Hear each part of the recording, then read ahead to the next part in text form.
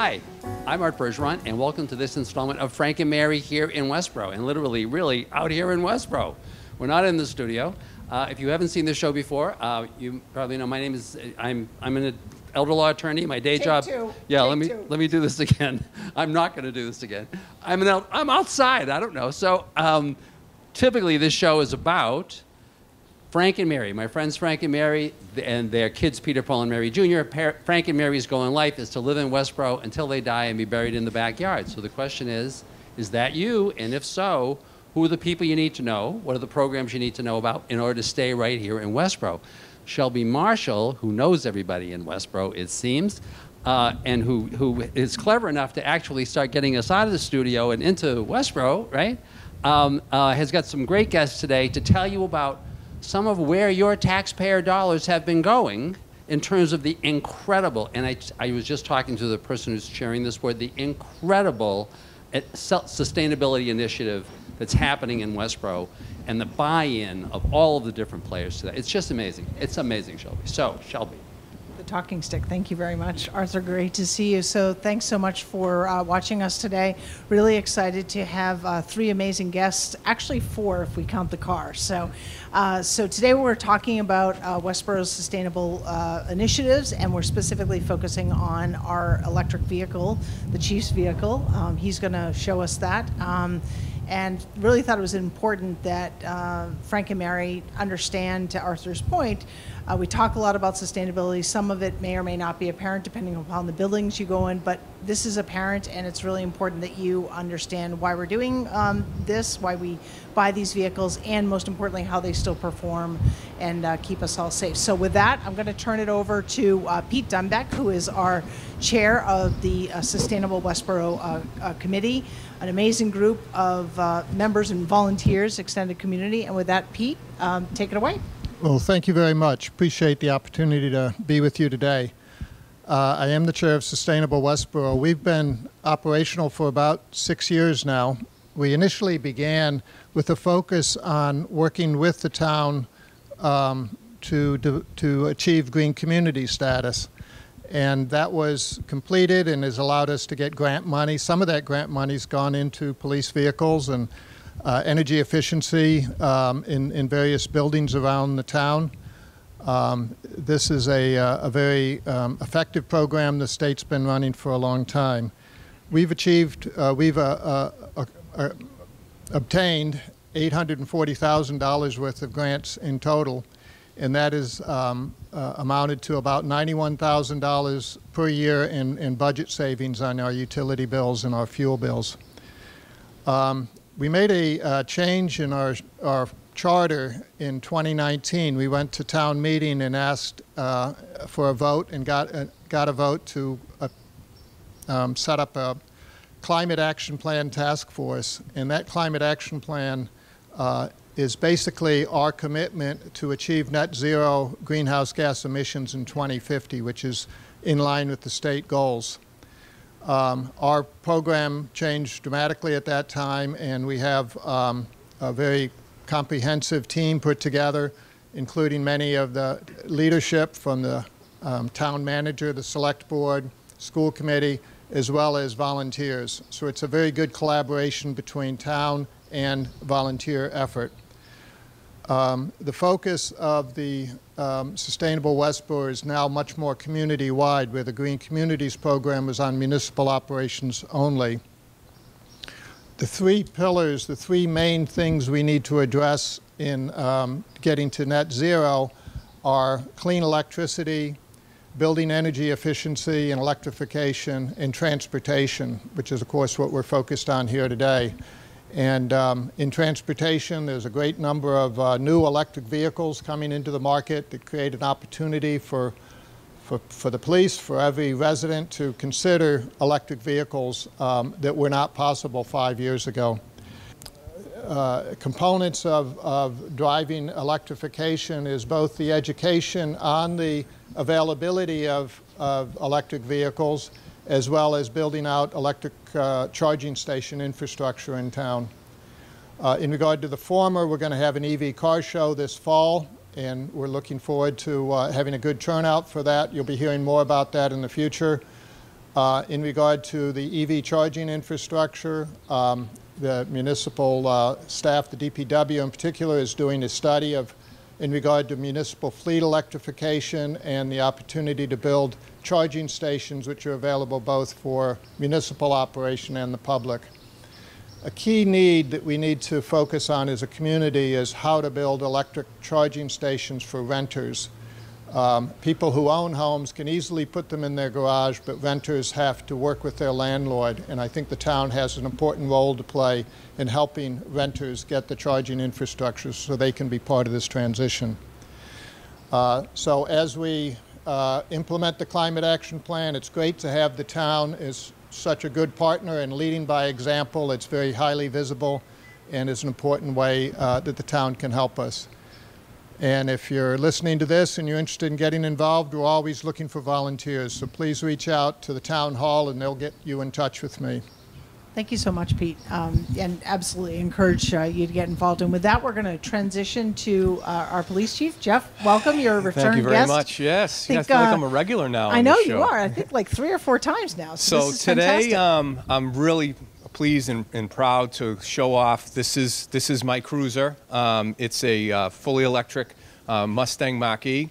I will say that the Mustang enthusiasts are not happy because it really is just a small, like a crossover type SUV vehicle. But I've been very, very pleased with it. Sergeant Croft is with us today, and he helped put together the PowerPoint program that I showed with you folks at town meeting. Again, I want to thank the town. I want to thank Peter for their support at town meeting to make this happen. And before I get into showing the car, which is a great vehicle, I'm just going to have Detective Sergeant Croft just explain to you some of the real cost savings that we're seeing already. And he can say, you know, what we paid for the vehicle, et cetera. And they're extremely popular right now and very difficult to get. So our timing was perfect. We're going to dealerships now, and we're seeing a $20,000 upcharge on these vehicles that we didn't have to pay. So with that said, my illustrious Detective Sergeant. Thank you, Chief. The Chief tasked me with taking on this endeavor, which was exciting because it was something new, and it was something that I could get behind because I have an interest in technology and electric vehicles and sustainability. The police department is an obvious place where we could leverage this to do our part to work together with the Westborough community as well as Sustainable Westborough to kind of lead other municipal departments and say we can do this. So it started off with a meeting with the salesman to say, and he had no idea because we were one of the first departments to approach him and say we want one. We presented it to him. He said, I'll get you something. We worked together. We ended up, we buy our cars through state contracts, whether that's through the Commonwealth contract or through the Plymouth County or the Greater Boston municipal contracts. Just depends on which pricing works out the best for us. We ended up getting this vehicle for just the vehicle alone. It was about $60,000. Which is very expensive. However, you get the $7,500 rebate from the Mass, I believe it's the Municipal Electric Vehicle Incentive Program, for $7,500 for electric cars, $5,000 for hybrid cars, and $2,500 for plug-in hybrid electrics vehicles. So that brings our cost down to $52 and change. The benefit of that, of the electric car, is that matched against a similar car that the Chief drove previously, he was 20 cents a mile. This car's just around 5. Sometimes it's under 5, sometimes it's just over 5 cents a mile. You add that to the brakes and the tires and the maintenance costs, and the cars equal out. Even though his previous car was about $10,000 less, it ends up breaking even in less than 10 years. So it really is a cost savings, but the cost savings isn't the most important part of it. It's the savings on emissions that we can go and the cost savings for the operating costs for the town. The vehicle cost is more, yes, but we're going to save money in the end, and we're doing something for the environment, so it's a win-win for us. So right now we have one all-electric vehicle. It's an admin vehicle. We'll see if this is going to work patrol in the future. There are a couple of departments that are using for that. We have 8 hybrid vehicles. So we really, as a police department, have really embraced Sustainable Westborough and really said, I know there was a group that really was pushing, If only gas is available, yes, we'll buy a gas vehicle, because as you know, we're waiting months and months and months to take delivery from vehicles right now. But this is really an amazing car, and so I've been very fortunate to be able to really experience this. And in the car itself, it's called one pedal driving. So when I take my foot off the gas, it brakes itself. So these brakes, I'm being told, will last 8 to 10 years. There are no oil changes, there's no transmission, there's no, all those costs the detective was talking, the sergeant was talking about, is going to be a massive savings over time. It has 3 different levels of operation. Right now, the one I use the most is called Whisper, and that's basically the most cost-effective and efficient way to operate the vehicle. There's another system that's basically like driving a regular vehicle, and then it's called Unbridled, and it is just that. When you operate this vehicle under that specific driving model, it's extremely quick. I believe it's 0 to 60 in 3.5 seconds. And people ask, well, why did you go with the Ford product? Well, if you look at our parking lot, most of our cruisers are Ford. One, it passed the Michigan State Police test that certifies police vehicles. It's the only all-electric vehicle that passed that test. And the other is, if I went with Tesla, which I will agree is more proven technology, this is new. Basically, if I have any work to be done, if I have to replace a headlight or anything, it has to be through Tesla at a very high cost, where now Ford will give me the part, and basically DPW will install it for me. If they can rotate the tires, they'll rotate the tires and replace the tires. So it's one of those things where I felt it made the most sense by sticking with the Ford product, and I'm extremely happy. It's right now, when I charge it to full, it's saying I have about 320 to 325 miles, and I'm extremely pleased with that. And we'll just see in the winter, because the warmer conditions, it definitely it charges at a higher level. You know, it basically, I believe, the battery heats up, and that's, you know, where the savings come. So when it's very cold, there may be, you know, less efficiency when it comes to charging. I charge it right here at the station for the most part. I'm sure Westborough TV will show you on the other side of that. I also have 250 free kilowatts through Electrify America. Those are fast chargers. So if I'm somewhere at a conference and I need to charge, I have the ability, you know, through the town to basically, if I have to pay, charge for it. But like I said, it's extremely cost-effective to operate, and like I said, I've been extremely happy with the vehicle. And I'd be happy to, if you have any questions you have for us, and we can show you some of the things that this vehicle does. The technology in it is just simply amazing. I just had kind of one comment, which is, I think, from the taxpayer's perspective, you know, so much of the discussion we hear right now around sustainability is around this competition. It's like, oh, well, you know, we really need to be green and stuff, you know, but God, it's going to cost so much money. And I think one of the things that I have come to learn, I think through the sustainability partnership that you have here, and the folks that have been on, is that in many cases it's efficient and it saves money.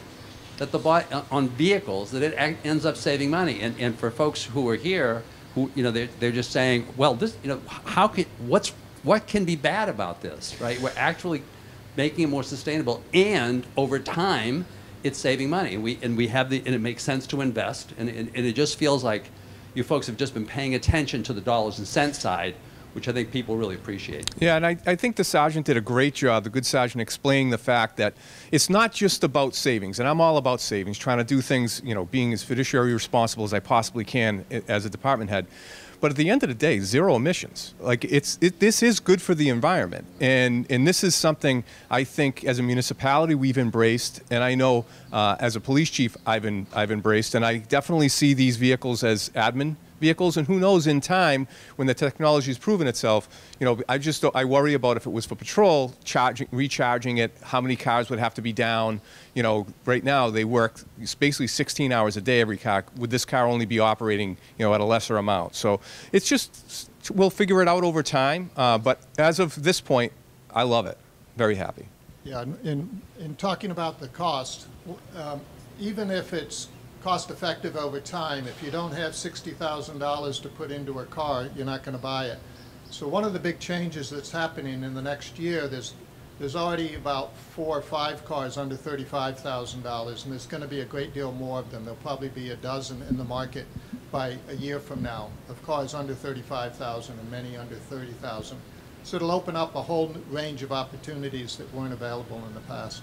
So in addition to the cost and obviously the benefit of being carbon net zero carbon emissions, I mean, I think that one of my concerns initially when you brought this before us was performance, right? Because we want, even in our administrative vehicles, to be able to perform and to keep you guys safe and to get you to where you need to go in a timely manner. So can you just talk about kind of your experience so far with that? So, you mentioned it briefly. But. And basically passing that Michigan State Police test was huge. It's basically saying this is a certified police vehicle, where if you see departments that are driving Teslas and other vehicles, they're not certified. So the handling in this car is, in my opinion, exceptional. Because of the weight of the battery, like I'll notice on windy days when you're seeing cars shift a little bit, this really is a stable car to the ground. I mean, it's just very good to handle, to operate, especially if you're trying to get somewhere in a hurry, if I have an emergency call that I'm responding to. Beyond that, the acceleration, it's just phenomenal. I mean, it's amazing. I remember he described one day, he said, yeah, I almost broke the chief's passenger seat. And they said, how'd you do that? Well, he pushed the the electric pedal down halfway. I mean, it's that responsive. And that took something to get used to, too. You know, it's a different type of driving with the one-pedal driving. But right now, yesterday, we went and picked up one of my admin's vehicles at the DPW for an oil change. And I'm like, wait, it's not braking itself. It's because since the 3 or 4 months I've been driving it, you really do get used to it. And I don't want to go back, to be honest with you. I do not want to drive, a hybrid or an all-gas vehicle again. I mean, that's how much I've fallen in love with this. And it's, yes, there's a change of life as far as if I'm going to go to a conference or if I'm driving somewhere, I can plug in. Like I said, the technology is unbelievable. I just plug in, okay, this is where I'm going. Where should I stop? I want Italian food. So it will find me a charging station, an Italian restaurant, and I will pull over and charge it while I have my lunch. It's just a change of life, but it's really not disruptive. And as far as day to day, it's fine because I can charge it right here, every day that, the 5, 6, 7 days a week that I'm here, I can just charge it right at work. So I know kind of before this I was just talking about the fact I just bought a hybrid and was thinking about an electric, but I was concerned about getting stuck on Martha's Vineyard. Now, I know that doesn't sound like it's like a penalty. Oh, terrible, I'm stuck on Martha's Vineyard. But I go there once every other week. I drive down, it's 100 miles. I'm on the island, it's 100 miles driving around, and I'm driving back, and it's 100 miles. There's my 300 miles. So I get worried about if I get a little bit over. So let me explain that. And by the way, I just want to mention, I want you to explain that, but I also want to get to this issue of, so how long does it take to charge? If I'm listening to this, I'm saying, yeah, I know, but I go to the gas station and I put the pump, and it's like 2 minutes or 3 minutes, So, and I hear these horror stories about an hour, right? So it could be longer. So basically, from 0 to 50%, it's quick. It charges fairly quick. 50 to 80, it starts to trickle because it doesn't want to heat the battery up, and 80 to 100, unless you go to a fast charging station. And then from 0 to 100 could be a couple, 3 hours, right? It could be. The other option you have, too, is wherever you're staying on Martha's Vineyard, you can plug the vehicle in just to a regular outlet, and you'll get 5 to 7 miles for every hour it's plugged in. So basically, that's another option that you have. Now, if I'm at under 20% here, yes, it could take me a whole day. It could take me 8 hours to 100%, but you don't need 100%. I could get to 50 to 80 and get to where I need to go. So that's where you have to just basically, this is a little bit of a change of life, and you have to just embrace it.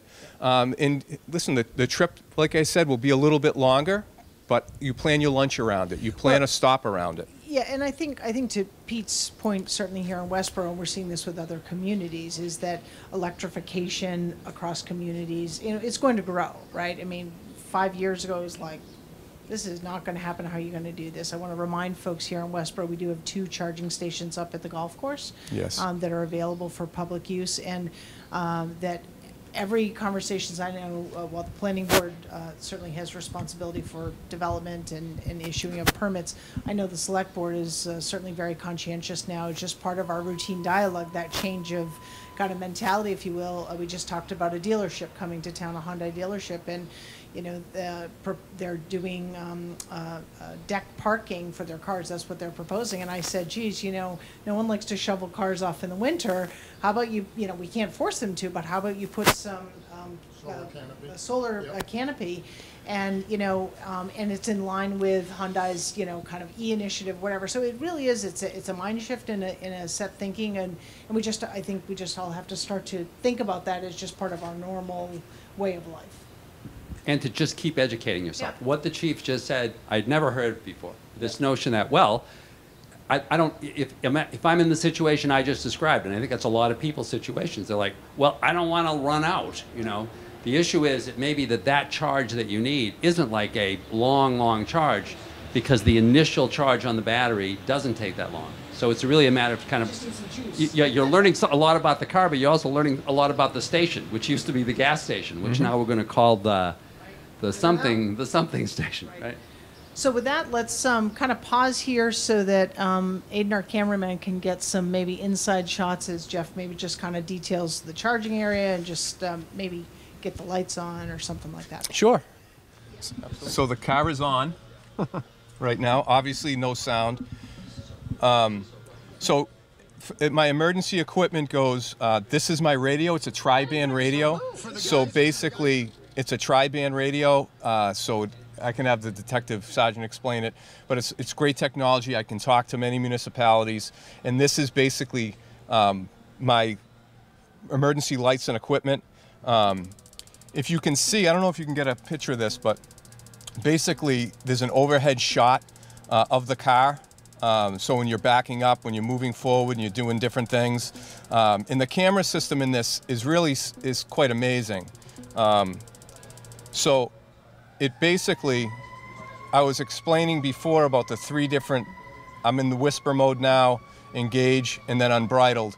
And basically, if I want to have camera support pulling into a parking space, it will park itself. Eventually it will drive itself like the Tesla.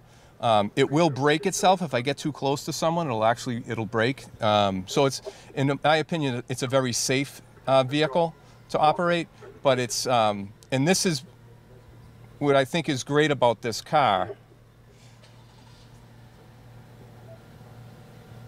is it allows me, my complete phone is in this, so I don't need a key. So any app that's on my phone, any type of technology that I have in my phone is now on this vehicle. And if I want to, just because it's kind of dark, what I'm doing is utilizing this trip energy mode, and this is basically telling me how many kilowatts I'm using, how many miles that I've gone, and that's how I'm kind of distancing the car itself. And you can see right now I'm at 91%. I charged it yesterday with 292 miles left, and I've gone 34.4. So it is very efficient vehicle. And like I said, a lot of fun to operate and drive. And Aiden, I don't know if I'm on. Oh, okay. And it's amazing. The car's running right now, right? Yes, the car is running. I mean, you cannot even. I sort of hear a fan. It is whisper air conditioning quiet. going. Wow. And basically, if you want a car That's sound, funny what we're hearing. The only thing we're hearing now is the air conditioning. Yeah. Because of course, there's no engine, right? And it's telling me right now amazing. how much energy I'm using for climate control, driving, accessories, exterior temperature. It's giving me all that data and all that information. And like I said, it's just extremely efficient and technology driven. And Jeff, one of the other things I know we've talked about as new vehicles have come out, we talk about the size of police officers, their comfort, they're in the car a lot. Do you feel comfortable in this car? Do you have enough space for your gear? Do. I feel definitely very comfortable in this car. Yes, I've got some really some bigger officers that may have an issue being in this. Because it's more of a sedan style car, like a little crossover SUV. But I think the majority of staff would be able to operate it. But it's, like I said, it's an absolutely phenomenal vehicle. And you have enough room for your gear and... So because there's no engine, most of my emergency equipment is in what they call a frunk. Yeah, the frunk, and in the back, right? the back, and I can show you the back. So maybe people should see the front too, because that'd be kind of a surprise for people. Right? Well, trust me, I have stuff in there. Okay. I'll leave that off the the camera for now. Yeah, but it is cool, just so that folks know, the front of electric vehicles, because there is no engine, is a trunk, and it's a frunk. So for my radio, this is new technology to us, so we have a tri-band radio, and I can have the detective explain it. But basically, now this is more of an unmarked cruiser, where you can see the 3 antennas on top of those cruisers. They're for the 3 different radios that are in the car. nice. And we talked about this off camera. The reason why, correct me if I'm wrong, Jeff, that this vehicle and other administrative vehicles are unmarked are not only for the safety, certainly, of the officers themselves and maybe the type of work they're doing, but for the people that they're working with within the community for their confidentiality. Is that a fair way to say it? Yeah. And this is my radio system that's in the car, and these are the 3 different radios that I talked about. So it's nice now, where now I have the ability, if I'm going to a conference, I have room where I didn't have that before in the other car that I had, because the big cruiser block that's in the back of them. Great. But yeah, so it's worked out really well. I'm very pleased with it. Again, not to be redundant, but thank you to the town of Westborough, town meeting, our elected officials, Pete and your committee, unbelievably supportive. And I'm hoping to add, more of these to the fleet, with the town's support over time, because I think it really take away that there is a cost savings, but again, we've saved a fair amount of money. Operational, I mean, absolutely. It's the right thing to do. It's the right thing to do. Right. You know? So with that, I want to thank our guests. Thank you so much for being here. Arthur, another great show. And if folks really appreciate you viewing, and if you have ideas, you know how to reach us. Aiden will show a little contact information at the end. We'd love your ideas for future shows. So until then, be well. Yeah, and there does seem to be a groundswell now to actually have the chief become the co-host of this show. Because so we're going to have a poll. So you want to, if you want to vote for that, just let us know. That would be Arthur out, the chief. Exactly right. Shelby stays. Shelby stays. So have a great summer. Have a great summer, Chief. It's always educational. It's so wonderful to be seeing a town that's really kind of taking the bull by the horns and is really trying to be at the cutting edge. Well, thank you again for having your police department. And if anyone wants to go for a ride, give me a call. Thank you.